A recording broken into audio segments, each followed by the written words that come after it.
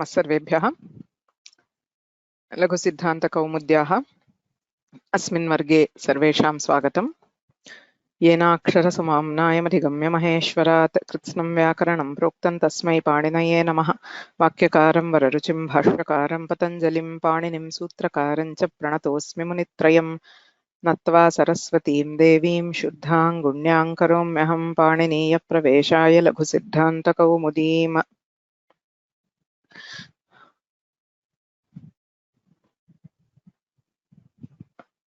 चतुर्थः अध्यायः अस्माभिः अधीतः, यत्र अच् सन्धि प्रकरणे गुणसन्धिः एवं वृद्धिसन्धिः तत्सम्बद्धानि सूत्राणि अस्माभिः दृष्टानि। अद्य सम्पूर्णस्य अध्यायस्य सारांशम् एकवारं पुनरवलोकनं कृत्वा वयं अग्रिम अध्यायं प्रवेष्टुं सिद्धाः भवामः। इतः पूर्वं किं जातम् इत्यपि स्मर्तव्यम्। शास्त्रम् इत्युक्ते किम् एकः ऋजुः मार्गः इति न भवति। It's not a straight road, it's more like वृत्तम् इत्युक्ते अग्रे गच्छामः पुनः पृष्ठतः आगच्छामः, इतोपि किञ्चित् अग्रे गच्छामः पुनः पृष्ठतः आगच्छामः इत्येवं क्रमेण एव अस्माकम् अवगमनं वर्धते।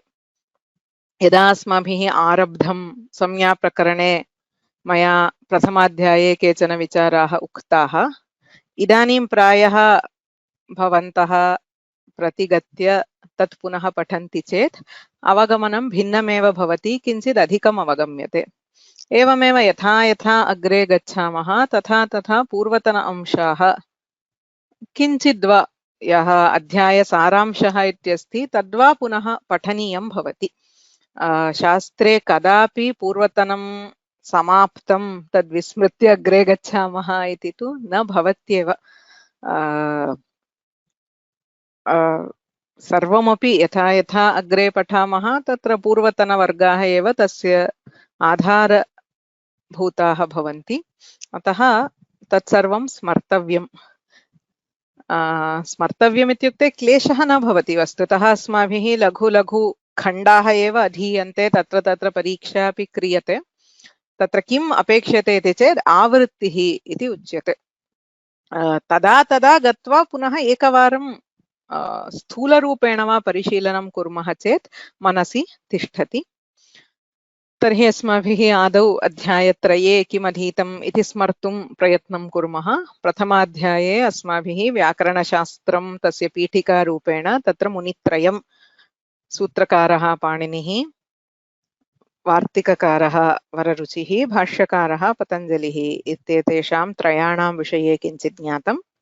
व्याकरणस्य अध्ययनं क्रमद्वयेन भवति। तत्र मूलग्रन्थः तु अष्टाध्यायी।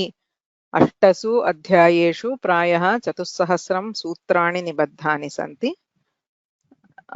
अधिकानि कानिचन सूत्राणि केचन नियमाः वार्तिकरूपेण अपि दीयन्ते। सूत्रवार्तिकयोः विस्तृतं व्याख्यानं महाभाष्ये दृश्यते। एतेषां त्रयाणाम् आधारेण अग्रे व्याकरणशास्त्रस्य परम्परा महती प्रवृद्धा अस्ति। तत्र शतशः ग्रन्थाः सन्ति।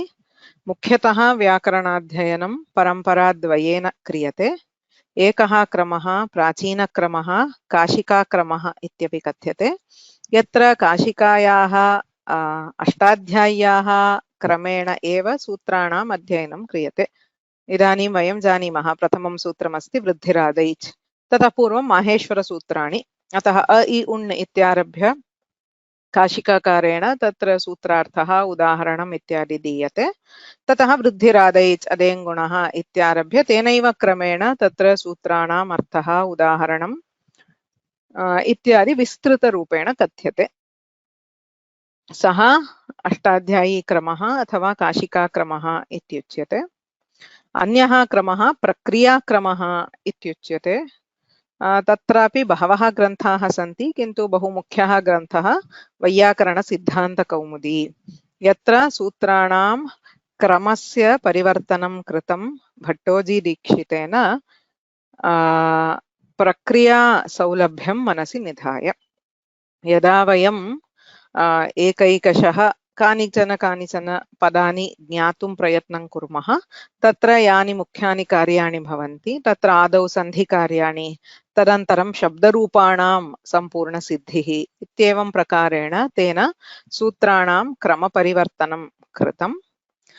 तस्याः सिद्धान्तकौमुद्याः सङ्ग्रहरूपः अथवा संकुचित रूपम् एव लघुसिद्धान्तकौमुदी भवति। सिद्धान्तकौमुद्याम् अष्टाध्याय्याः सर्वाणि सूत्राणि सन्ति।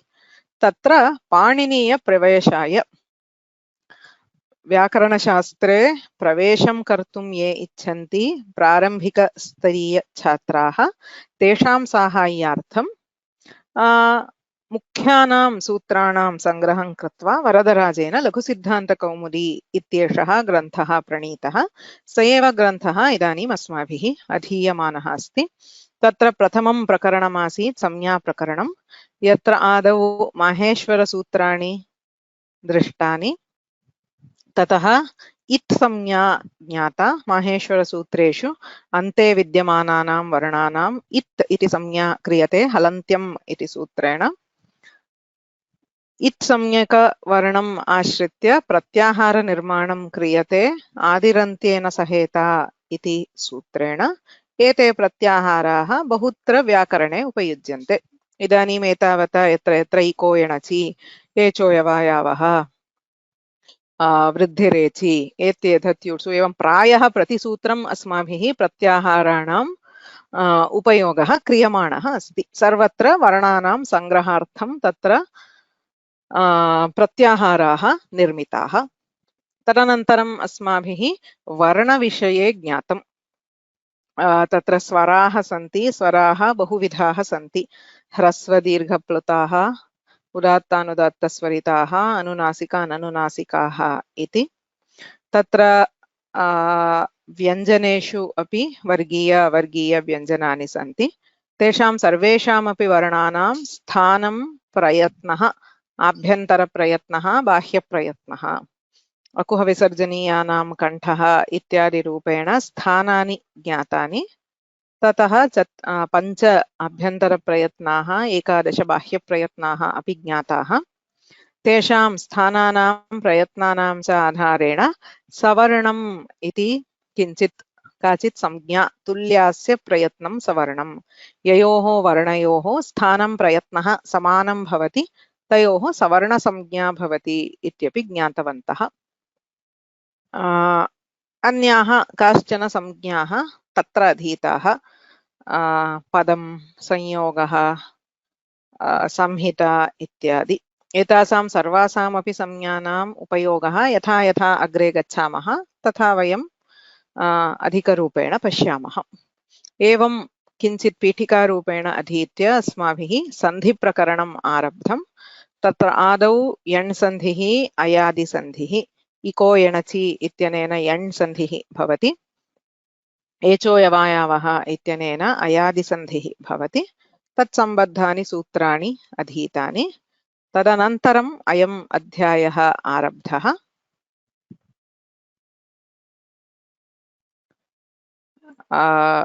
चतुर्थः अध्यायः अस्माकं प्रक्रमे। लघुसिद्धान्तकौमुद्यां तु द्वितीयम् अच्सन्धिप्रकरणम् एव। तत्र किं किम् अधीतम् इति संक्षेपेण पश्यामः। एकादेशसन्धिः इत्यस्य कः अर्थः, गुणः नाम कः, गुणसन्धिविधायकं सूत्रं किम्, वृद्धिः नाम का, वृद्धिसन्धिविधायकानि कानि कानि शास्त्राणि सन्ति, तेषाम् उदाहरणानि कानि, व्याकरणशास्त्रे उत्सर्ग अपवादव्यवस्था कीदृशी भवति इत्येतावन्तः विषयाः अस्मिन् अध्याये अस्माभिः ज्ञाताः। पुनरवलोकयामः। एकादेशः, तत्र यण् सन्धिम् अयादिसन्धिं च समाप्य पाणिनिना एकः पूर्वपरयोः इति अधिकारः आरभ्यते। षष्ठाध्याये प्रथमपादे 84तमम् इदं सूत्रम्। तेन किमुच्यते ततः परं तस्मिन् अधिकारे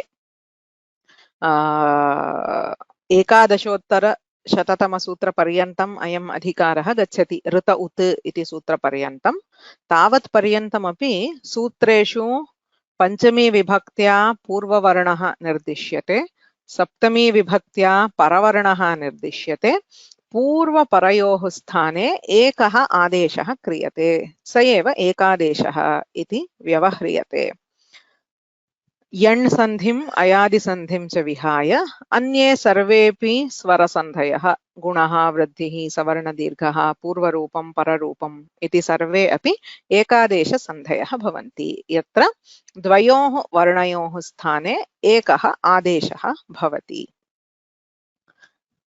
ततश्च अस्माभिः गुणसंज्ञा अधीता गुणसन्धेः पूर्वभाविरूपेण गुणसंज्ञा अधीता अदेङ् गुणः इति संज्ञासूत्रं तत्र अत् एङ् इति स्थिते तत्र यः तकारः अस्ति तस्य निमेषः तपरकरणम् इति उच्यते व्याकरणशास्त्रे तपरस्तत्कालस्य इति सूत्रमस्ति तपरः अण् तत्कालस्य सवर्णस्य एव ग्राहकः भवति इति सूत्रार्थः अणुदित्सवर्णस्य च प्रत्ययः इत्यनेन सामान्यरूपेण अण् वर्णः अ इ उ ऋ ल इत्यादयः सर्वे वर्णाः सर्वेषां सवर्णानां ग्राहकाः भवन्ति सो अ इति सामान्यतः अ इति यत्र व्याकरणे उच्यते तत्र ह्रस्वः दीर्घः प्लुतः सर्वेषामपि ग्रहणं भवति इति तात्पर्यं भवति यत्र तु सर्वेषां ग्रहणं न इष्यते केवलम् उच्चार्यमाणः यः वर्णः तत्कालस्य एव ग्रहणम् इष्यते तत्र तकारस्य योजनं क्रियते अतः अ केवलम् अ इत्युक्ते ह्रस्वः दीर्घः प्लुतः इति सर्वेषां ग्रहणं भवति अत् इत्युक्ते तः परः यस्मात् सः तपरः अकारः इत्यतः तत्कालस्य अ इति ह्रस्वः तत्कालस्य ह्रस्व अकाराणाम् एव ग्रहणं भवति एवमेव त् एङ् इत्यत्र तात् परः तपरः इत्यपि विग्रहः क्रियते अतः तकारः वर्णात् परं वा पूर्वं वा भवितुमर्हति त् एङ् इत्युक्ते तत्र एङ् इत्यनेनापि तत्कालः तत्र ए ओ इति स्वभावतः दीर्घः अतः दीर्घस्यैव ग्रहणं भवति एवं च अदेङ्गुणः इत्यनेन विधीयमाना गुणसंज्ञा ह्रस्वस्य अकारस्य दीर्घयोः एकार ओकारयोः भवति इत्यर्थः सिद्ध्यति गुणसंज्ञायां ज्ञातायां गुणसन्धिः आद् गुणः इति सूत्रेण विधीयते आत् अचि परे इको एणचि इत्यतः अचि इति अनुवर्तते अत्र आत् इति अ इत्यस्य पञ्चमी विभक्तिः अवर्णादचि परे पूर्वपरयोः गुणः एकादेशः भवति इति सूत्रार्थः तत्र कस्य स्थाने कः गुणः भवति इत्यत्र निर्णयं कर्तुं स्थानेन्तरतमः इति परिभाषा अस्माभिः उपयुज्यते अ इ एतयोः स्थाने कण्ठतालव्यः एकारः भवति अ उ एतयोः स्थाने कण्ठोष्ठ्यः ओकारः भवति अ ऋ एतयोः स्थाने कः गुणवर्णः भवेत् इति यदा प्रश्नः क्रियते तत्र सम्भवः कः अस्ति अकारः एकारः ओकारः एतेषु त्रिषु अस्माभिः चयनं कर्तव्यम् अत्रैव प्रायः बहूनां सन्देहः अस्ति बहुभिः पुनः पुनः पृष्टम् इत्यतः पुनः वदामि अ ए ओ इति त्रयः वर्णाः सन्ति सूत्रेण किमुच्यते अवर्णाद् अचि परे गुणः भवति अत्र अकाराद् ऋकारे परे एतेषु त्रिषु कश्चन वर्णः चेतव्यः आदेशरूपेण अन्तरतमः आदेशः भवति इति परिभाषया उच्यते किन्तु अन्तरतमः कोऽपि नास्ति इति भाति किमर्थं स्थानी अकारः तस्य स्थानं कण्ठः पुनश्च ऋकारः यस्य स्थानं मूर्धा, त्रिषु अपि वर्णेषु कण्ठभागः अस्ति, कण्ठांशः अस्ति, मूर्धांशः तु कुत्रापि नास्ति। अतः कथं निर्णयः कर्तव्यः इति प्रश्नः उदेति। किन्तु अत्र किं भवति इति चेत्, यदा वयम् एवं परीक्षणं कुर्मः अ ए ओ, वस्तुतः त्रयाणामपि तत्र एलिजिबिलिटी नास्ति इव भाति। तत्र किं दृश्यते, तदा अकारः, केवलम् अकारः एकं विशिष्टं इन्फ्लुयेन्स् लेटर् किमपि आनयति। किं तत् इति चेत् उरण् रपरः इति अन्यदेकं परिभाषासूत्रमस्ति। तेन किमुच्यते, यत्र कुत्रापि ऋकारस्य स्थाने अण् नाम अ इ उ वर्णाः आदेशत्वेन भवन्ति चेत् तत्र रेफः अपि तेन सह आदेशरूपेण योजनीयः इत्युच्यते। इदानीं किं जातं, यदि अकारस्य चयनं वयं कुर्मः तदा तत्र रेफः अपि आगच्छति इति वयं जानीमः। यदि एकारः आदेशत्वेन चीयते तत्र आन्तरतम्यं तु नास्ति, सर्वथा न सम्भवति। यदि ओकारः आदेशत्वेन चीयते तत्रापि आन्तरतम्यं न सम्भवति। किन्तु यदि अकारः आदेशत्वेन चीयते सः आगमनवेलायां रेफमपि तेन सह आनयति। रेफः अस्ति चेत् आन्तरतम्यम् आगतं, कण्ठः मूर्धा उभयोः अस्ति इत्यतः गुणः अकारः चीयते, अकारस्य सहायकरूपेण तत्र रेफः अपि आगच्छति। अतः अत्र गुणः अकारः रपरः भवति इत्येवं तत्र निर्णयः क्रियते। तदेव सूत्रेण उच्यते उरण् रपरः इति। अत्र अन्यः सूक्ष्मः अंशः, उहु इति षष्ठी विभक्तिः, ऋ इत्यस्य षष्ठी। ऋल् वर्णयोः मिथः सावर्ण्यं वाच्यम् इति उक्तत्वात् उहु इत्युक्ते ऋकारस्य इत्यपि भवति, लकारस्य इत्यपि भवति।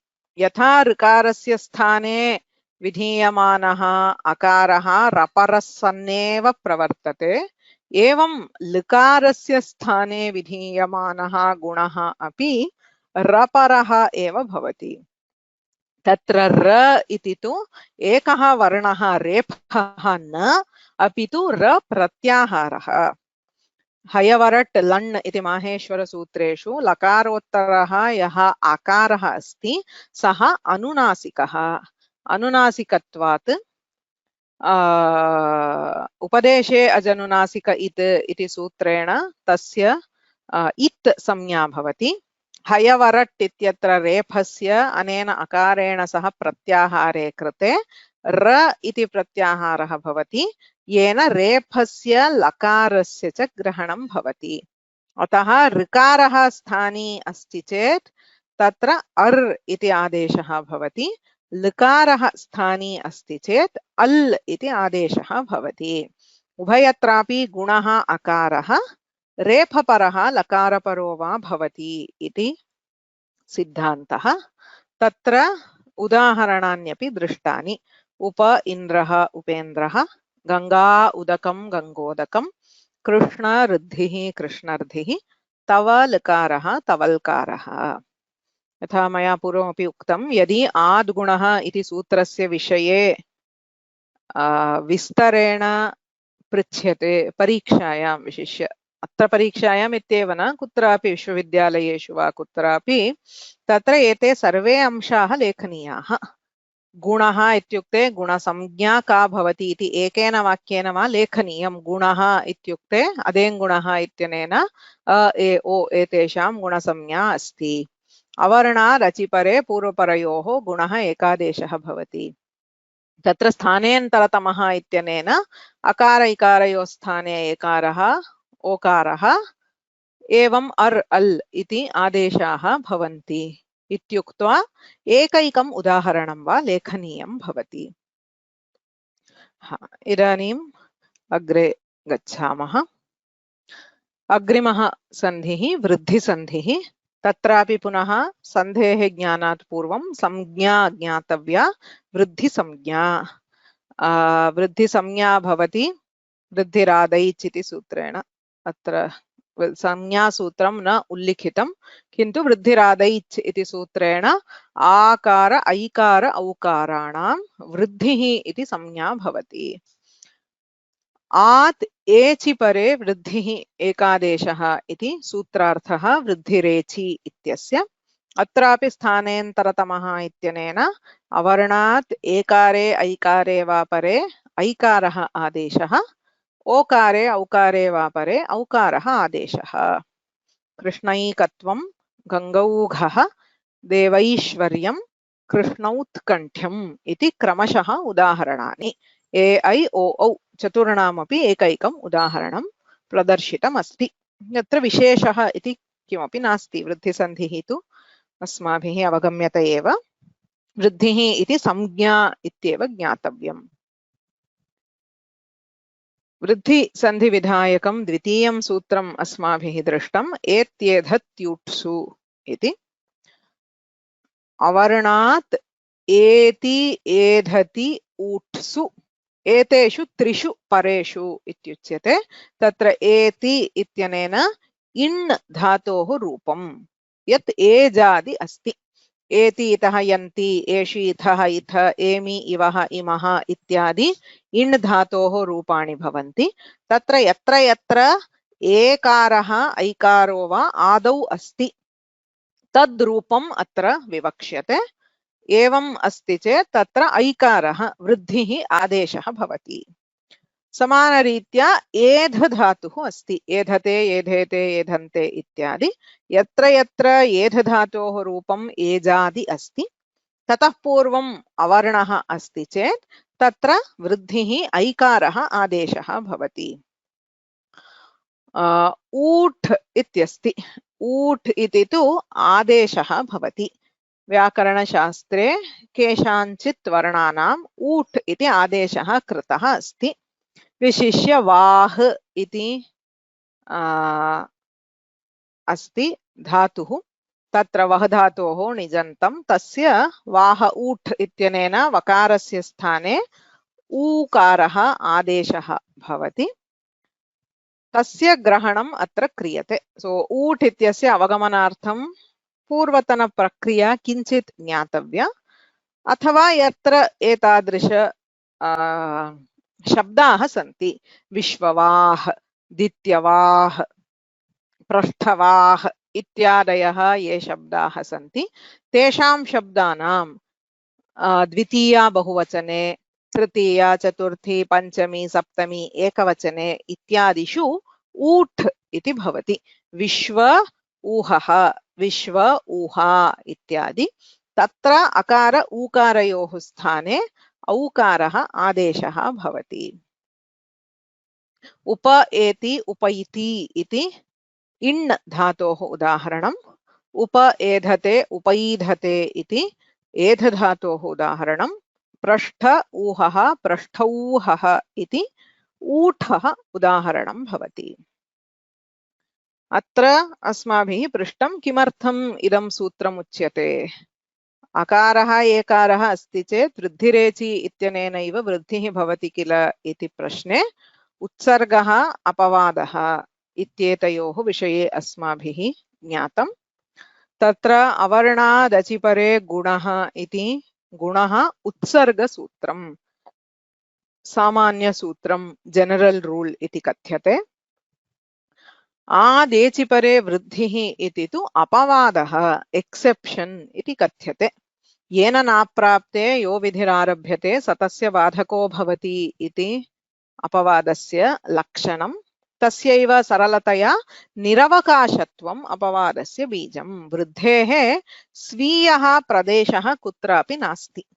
यतोहि यत्र यत्र वृद्धेः अवकाशः अस्ति तत्र सर्वत्र गुणस्यापि अवकाशः अस्ति। अतः वृद्धिः गुणस्य अपवादः इत्युच्यते। वृद्धेः अपवादः अग्रे अस्ति। आद्गुणः इति उत्सर्गः वृद्धिरेचि इति वृद्धिः गुणस्य अपवादः भवति, किन्तु तस्याः वृद्धेः पुनः अपवादः अस्ति एङि पररूपम् इत्यनेन पररूपं वृद्धेः अपवादः।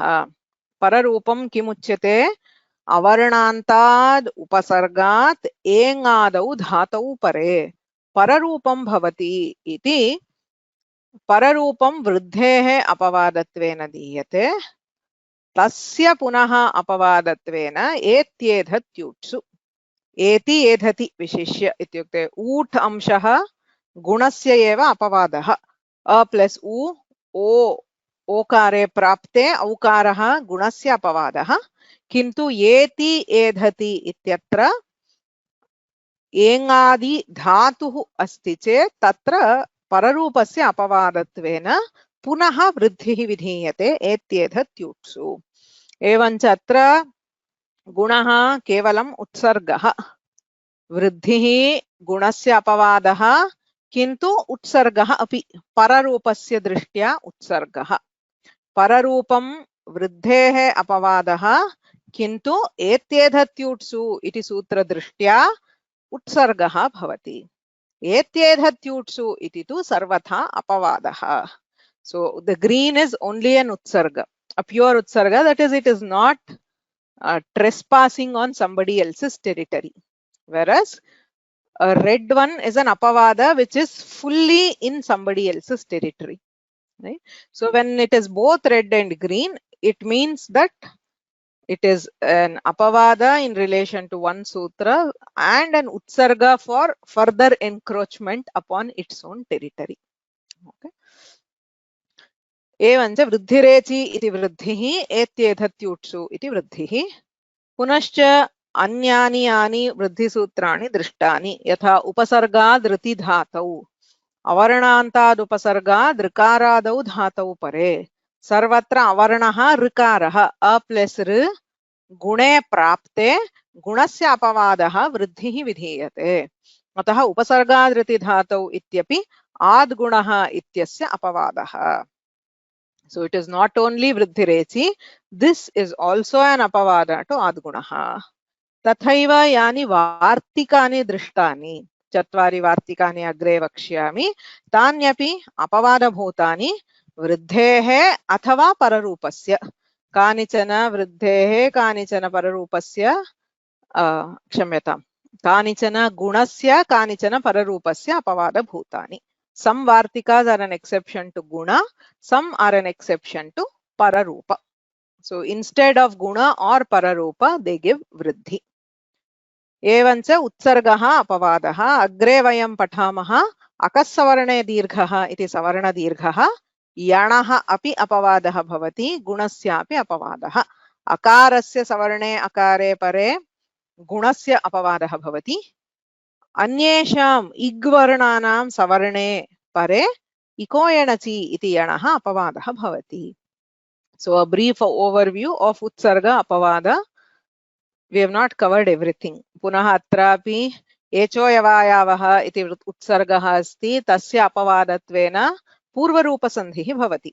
से रामो अपि रामोपि ओकाराद् अचि परे वस्तुतः एचो यवायावः इत्यनेन अयादिसन्धिः प्राप्नोति, किन्तु पूर्वरूपम् अपवादः भवति। सो पररूपमपि अग्रिमाध्याये पश्यामः। पररूपं वृद्धेः अपवादः, सवर्णदीर्घः अपि अग्रे अपवादः अधीयते। सवर्णदीर्घस्य पुनः अपवादाः सन्ति, सन्धिप्रकरणे अस्माभिः तेषाम् अध्ययनं न क्रियते। शब्दप्रकरणे सवर्णदीर्घस्य अपवादः अथवा तत्स्थाने अन्ये आदेशाः भवन्ति, तत् अधीयते शब्दप्रकरणे, धातुप्रकरणे इत्यादि। सो सवर्णदीर्घ is also not a pure अपवाद. It is an utsarga. There are other sutras which overrule savarnadirgha also. Okay. So katham nyayate tatra bahubhihi prishtam tatha kimapi list asti va अपवादसूत्राणाम् आवलिः इति नास्ति, तथा कर्तुमपि बहु क्लेशः। यतोहि इदं यथा जीवशास्त्रे कदाचित् उच्यते फुड चेन इति कान्सेप्ट् आदौ आसीत्, अनन्तरं तु फुड वेब इति वदन्ति। It's not a linear relation, it's a network. So तथा पृथक् पृथक् इति अस्माभिः ज्ञातुं न शक्यते. यथा यथा अधिकम् अध्ययनं कुर्मः, the web will expand and we will understand more and more. So तेनैव क्रमेण अस्माभिः ज्ञातव्यं. यथा यथा एकं सूत्रं पठामः, अयम् अपवादः वा, पूर्वम् अधीतस्य कस्यचित् अपवादः वा इत्येवं क्रमेण ज्ञातव्यं भवति. इति उत्सर्गापवादव्यवस्थायाः सामान्याः अंशाः दृष्टाः. तत्र इदमस्ति, यथा मया उक्तं, स्थानदृष्ट्या नियमः नास्ति. इत्युक्ते पूर्वमेव भवेत् उत्सर्गः, अनन्तरमेव अपवादः इति नियमः नास्ति. उत्सर्गमुत्वा झटिति अपवादः समीपे एव वक्तव्यः इत्यपि नियमः नास्ति. So it is purely on the operation, कुत्र कार्यव्याप्तिः इति ज्ञात्वा एव उत्सर्ग अपवाद सम्बन्धः अस्माभिः ज्ञातव्यः भवति. In apavada, can there be a vikalpa or optional apavada? Bhavitum arhati. अपवादः विकल्पः भवितुम् अर्हति. विकल्पेन वयम् अग्रेपि पश्यामः. विकल्पेन अपवादः इति वक्तुं शक्यते. तदा एकस्मिन् पक्षे अपवादेन यत् कार्यं तद् भवति, अन्यथा तु उत्सर्गस्य प्रवृत्त्या तदेव कार्यम् अपि भवितुम् अर्हति.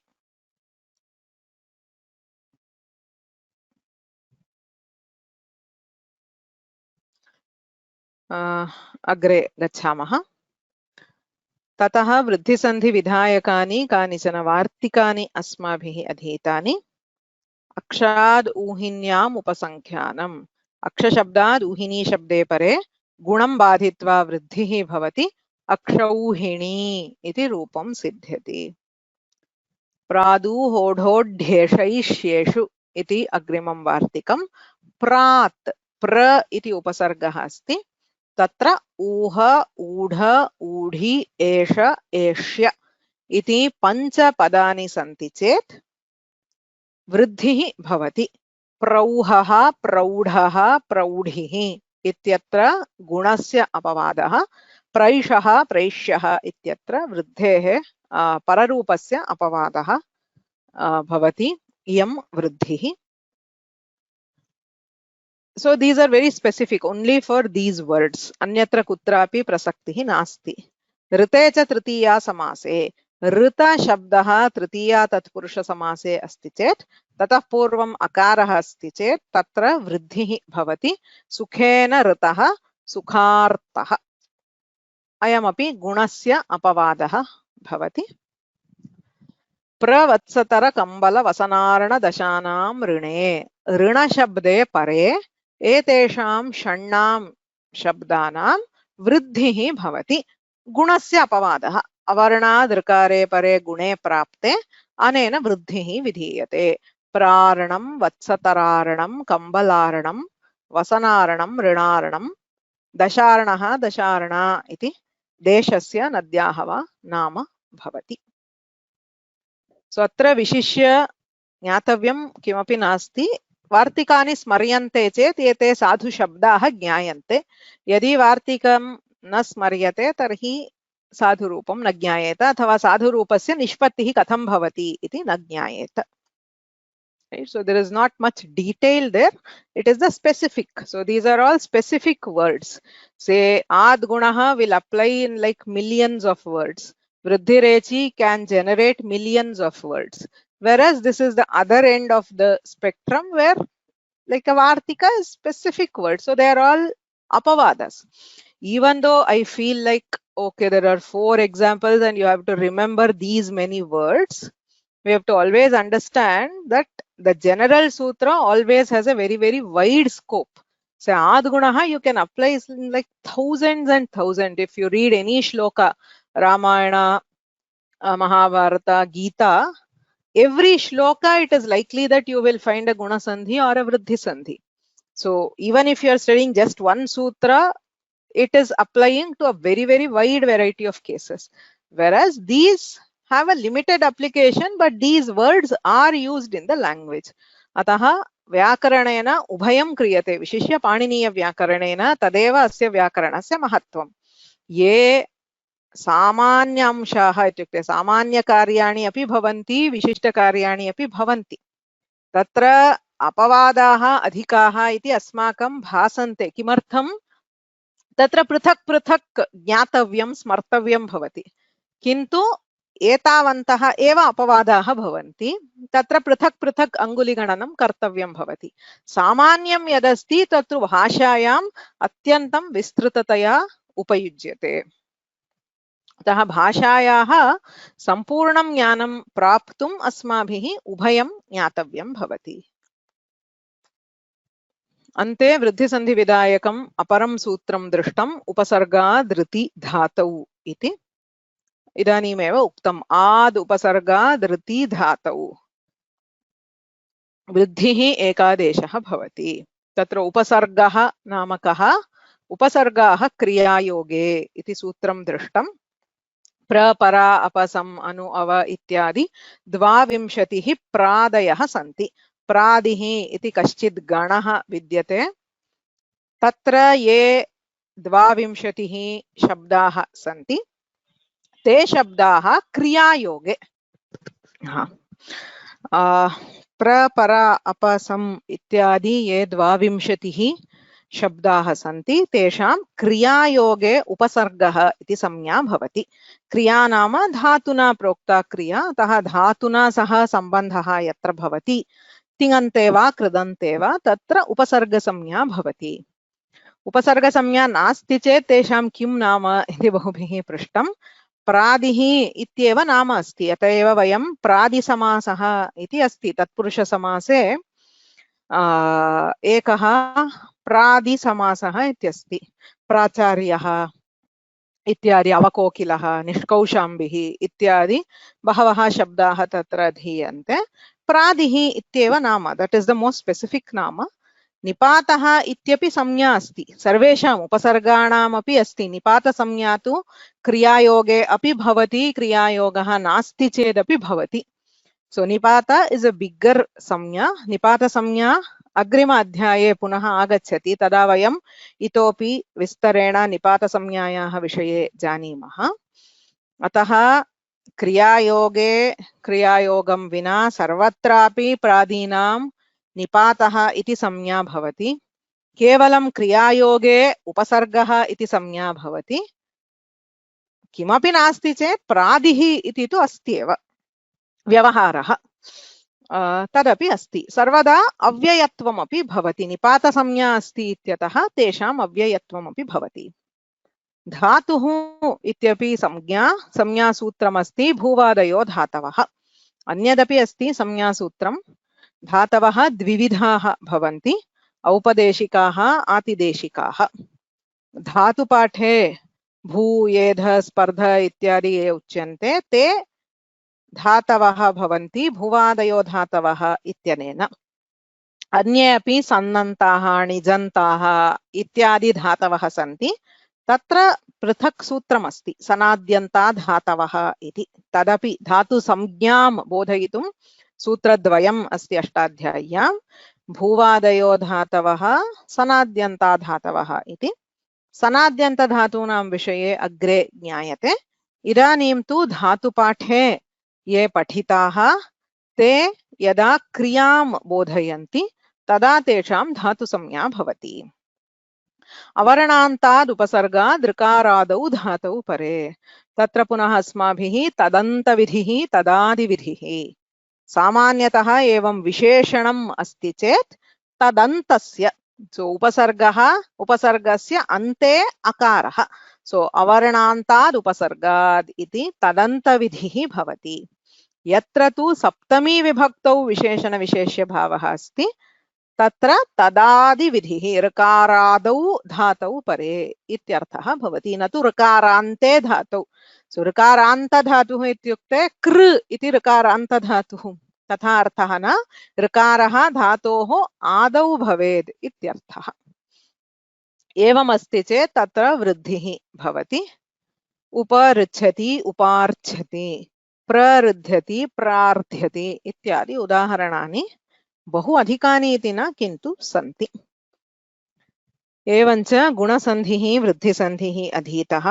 तत्र केन प्रकारेण what is the mainstream of सन्धि प्रकरणं, तत्र सहायकरूपेण कानि कानि सूत्राणि इति चेत् मुख्यानि अच्सन्धि सूत्राणि इत्यत्र एकः पूर्वपरयोः इति अधिकारः। तत्र आद्गुणः इति विधिसूत्रम्, अवर्णाद् अचिपरे गुणः। तत्र गुणः नाम कः इति ज्ञातुं संज्ञासूत्रमासीत् अदेङ्गुणः इति। तत्र अदेङ् इत्युक्ते किम् इति ज्ञातुं तत्र सवर्णग्रहणं तपरस्तत्कालस्य इत्यनेन तत्कालस्य सवर्णस्य ग्रहणम् इति अस्माभिः ज्ञातम्। सो आद्गुणः इत्यत्र गुणसंज्ञां ज्ञातुम् अदेङ्गुणः, अदेङ्गुणः इत्यत्र अदेङ् इत्यस्य अर्थं ज्ञातुं तपरस्तत्कालस्य इत्यस्य अपेक्षा। Neither of these give gunasandhi. They are only giving the gunasamgya and helping to understand how gunasamgya is, what are the letters which get gunasamgya. पुनश्च तत्र अकारे अकारस्य ऋकारे परे कः गुणवर्णः भवति इति ज्ञातुम् उरण्ड्रपरः इति परिभाषा अधीता। सो इदमपि विधिसूत्रं न केवलं परिभाषासूत्रं। तत्र ऋकारस्य स्थाने यदि गुणः अकारः आदेशरूपेण भवति तत्र रकारं रेफं योजयन्तु इति अनया परिभाषया उच्यते। उरण्ड्रपरः इत्यत्र उरण्ड्रपरः इत्यत्र र इत्युक्ते किं, प्रत्याहारः, कथं प्रत्याहारः, तत्र इत्संज्ञा कथम् इति ज्ञातुम् उपदेशे अजनुनासिक इति इत्संज्ञासूत्रम् अपेक्षितम्।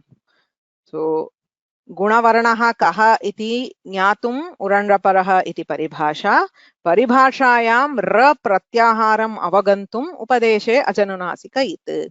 So all these are only assistant sutras. The only vidhi sutra is adgunah. Tataha agrimam sutram vruddhirechi. So this is back on track. So we come to guna, we take detour, come back, take another detour, come back, and continue with vruddhirechi.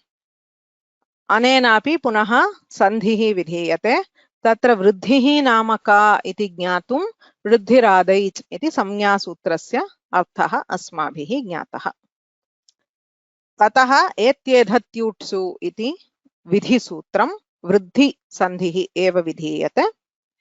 ततश्च तत्र वार्तिकानि. So this pink is all again vidhi, orange main vidhi sutras and accessory vidhi vartikani aksharuhinyam upasangkhyanam praduhodhodhesheshu rite cha tritiya samase and pravatsatara kambala vasanarana dashanam rine.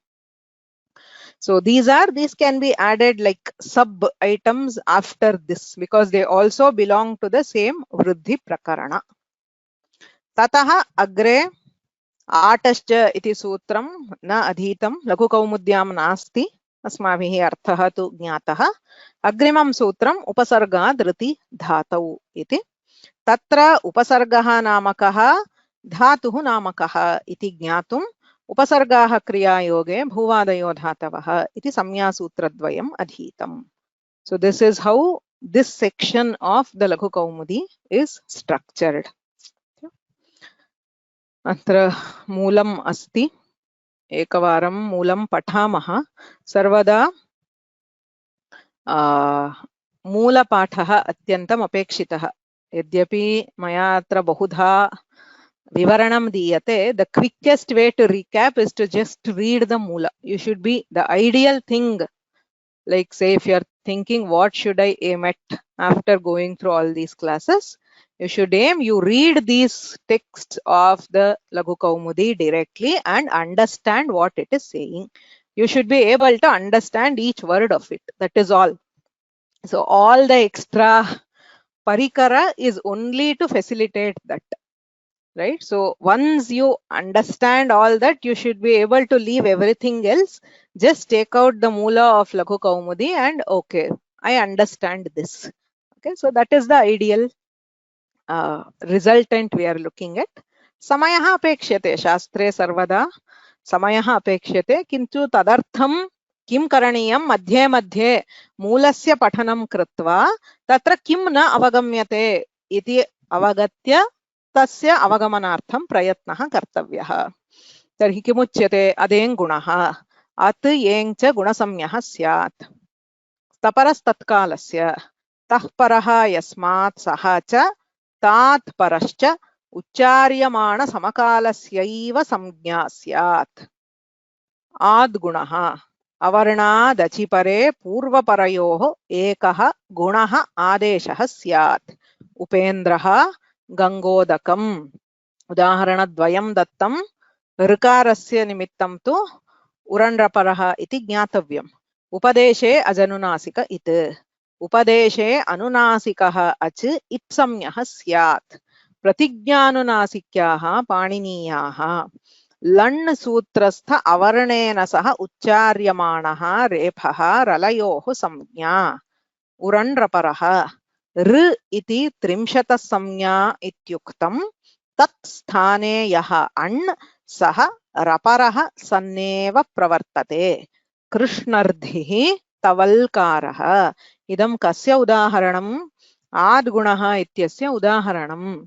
So that is why we need to go and understand this path. Adgunaha ityatraiva smaha. This is just a detour. But the example belongs to Adgunaha. It does not belong to these. Tasya avagamanam bhavet. Yatohi Lakhukaumudyam tu Adgunaha iti sutram atra asti. Tasya udaharanam agre kutrapi asti. Kimartham? Tasya avagamanartham madhye anyani sutrani dattani. किन्तु किम् उच्यते इति अस्माभिः अवगन्तव्यम्। वृद्धिरादैच् आदैच्च वृद्धिसंज्ञः स्यात्। वृद्धिरेचि आदेचि परे वृद्धिः एकादेशः स्यात्। गुणापवादः कृष्णैकत्वं गङ्गौघः देवैश्वर्यं कृष्णौत्कण्ठ्यम्। एत्येधत्यूट्सु अवर्णात् एजाद्योः एत्येधत्योः ऊठि च परे वृद्धिः एकादेशः स्यात्। उपैति उपैधते पृष्ठौहः। एजाद्योः किम्? उपेतः मा भवान् प्रेदिधत्। अक्षादूहिन्याम् उपसङ्ख्यानम्। अत्र कश्चित् दोषः अस्ति। ऊहिन्याम् उपसङ्ख्यानम्. So this E should come here. I will correct it. Akshauhini sena. प्रादुहोढोढ्येषैष्येषु प्रौहः प्रौढः प्रौढिः प्रैषः प्रैष्यः। अत्र अवगन्तव्यं वार्तिकानां किमपि विवरणं न दीयते सामान्यतः। वार्तिकं दृष्ट्वा अवगम्यते इति तात्पर्यं। केवलम् उदाहरणम् एव दीयते। ऋते च तृतीया समासे। सुखेन ऋतः सुखार्थः। तृतीयेति किं? परमर्थः। प्रवत्सतर कंबल वसनार्ण दशानां ऋणे। प्रारणं वत्सतरारणम् इत्यादि। पूर्णम् उदाहरणम् अपि न दीयते। किमर्थम्? It's very obvious. सो कंबलार्णं वसनार्णं ऋणार्णं दशार्णम् इति। उपसर्गाः क्रियायोगे। प्रादयः क्रियायोगे उपसर्गसंज्ञाः स्युः। प्र परा अप सम अनु अव निस् निर् दुस् दुर् वि आङ् नि अधि अपि अति सु उत् अभि प्रति परि उप एते प्रादयः। भूवादयो धातवः। क्रियावाचिनः भ्वादयः धातुसंज्ञाः स्युः। उपसर्गाद् ऋति धातौ। अवर्णान्ताद् उपसर्गाद् ऋकारादौ धातौ परे वृद्धिः एकादेशः स्यात्। प्रार्थ्यति। इत्येतावत् पर्यन्तम् अस्माभिः अधीतं। तत्र केचन प्रश्नाः सन्ति। तेषाम् उत्तरं लेखितुं प्रयत्नं कुर्वन्तु। उत्तराणि अनन्तरम् आरोप्यन्ते। इदानीं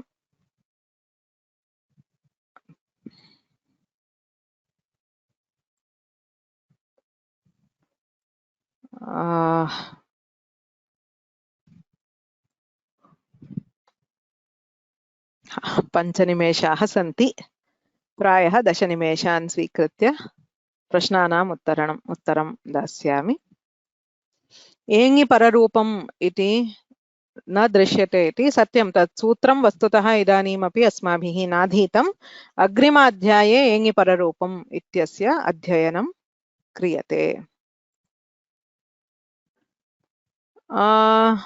please give an example of a being वृद्धि in वृद्धि सन्धि तदेव अस्ति किल उपसर्गा धृति धातौ इत्यत्र आकारः आदेशः वृद्धिरेचि इत्यत्र न भवति यतोहि तत्र केवलम् एकारः ए ऐ ओ औ इत्येते वर्णाः परतः भवन्ति चेत् तत्र ऐ औ इत्येतौ एव आदेशः भवितुम् अर्हतः अन्यत्र वृद्धिसन्धिः इत्युक्ते वृद्धिरेचि इत्येव न उपसर्गाधृति धातौ इत्यपि वृद्धिसन्धिः एव तत्र आ इति आदेशः भवति स च रपरः भवति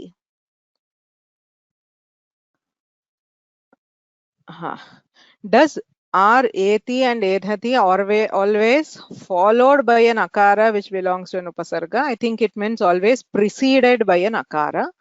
तथा तु नास्ति पूर्वम् अन्यः अपि अकारः भवितुम् अर्हति so the question is the examples we see, for example upa eti, they are all examples where there is an upasarga, right? So we take such examples because that is where we see that we need etyedhatyutsu. Etyedhatyutsu is required for such examples to overrule pararupa. Yatra tu samanyatah अन्यः अकारः अस्ति यथा माता एति इत्यस्ति तत्र एत्येधत्युट्सु इत्यस्य अपेक्षा नास्ति. It is not strictly required because वृद्धिरेचि itself would apply, can do, but since etyedhatyutsu is there, since etyedhatyutsu is required for other examples, we also use it here. So अन्यत्रापि यत्र यत्र एति एधति इत्यादि अस्ति तत्र एत्येधत्युट्सु इत्यैव सूत्रस्य उपयोगः क्रियते किन्तु सूत्रस्य अपेक्षा these are not standard examples for etyedhatyutsu because etyedhatyutsu is strictly not required for these. We cannot say, I mean, if we give these examples, that sutra will become redundant, not required. So the real examples for it are those where there is an upasarga. यत्र उपसर्गः नास्ति तत्रापि तेन सूत्रेण भवितुम् अर्हति यतोहि सूत्रे अवर्णात् एजाद्योः एत्येधत्योः इत्येव उच्यते. अस्तु प्रायः अन्तिमः प्रश्नः. Can you please explain in English for uran raparaha? Uran raparaha, wherever an letter, an is a, e, u. So wherever a, e, u, these letters are coming as an adesha for rikara. So by which sutra uran raparaha does not care. So in any situation where you are trying to replace rikara with one of these three letters. So say for example by ad gunaha, if you are thinking of replacing rikara with a. By say ritaid dhatohu, if you are thinking of replacing rikara with ikara. By rita ut, if you are thinking of replacing rikara with ukara. So in whichever context there is some operation, some vidhi in which you see that the sthani is r and these one of these is an adesha. So this can be hasva dirgha, it does not matter. Unless it can be a, it can be a, no issues. So wherever we have such a case, it says a repha, raparaha. So a repha is added along with it. So the effective adesha will be ar or ar or ir or ur if the sthani is rikara. Since uhu, the rikara also takes likara by anudit savarnasya cha pratyayah. Whatever applies for rikara can also apply for likara. In raparaha there is a pratyahara ra which takes, say, which says add ra repha if the sthani is r and add lakara if the sthani is likara. So you also get al. That is all it means. So by urandraparaha, when we are doing a guna for akara and rukara, the adesha will not be just a, it will be ar. If we are doing a vriddhi for akara and rikara, the adesha will be ar. So yatha maya uktam, asya adhyayasya prathak pariksha nasti. Right? So we don't have a special test for this chapter only, but of course this will be covered in the next test. So we will have the next test or exam or whatever you want to call it after the next chapter. So in the next chapter, which is chapter 5, we will be completing Achsandhi Prakarana. There are 3 more sandhis, and after that there are some things on Prakriti Bhava. So we will complete all that, and we will take the test probably at the end of the next month. We will have it. So now actually the next week there is no class. So we will resume the classes on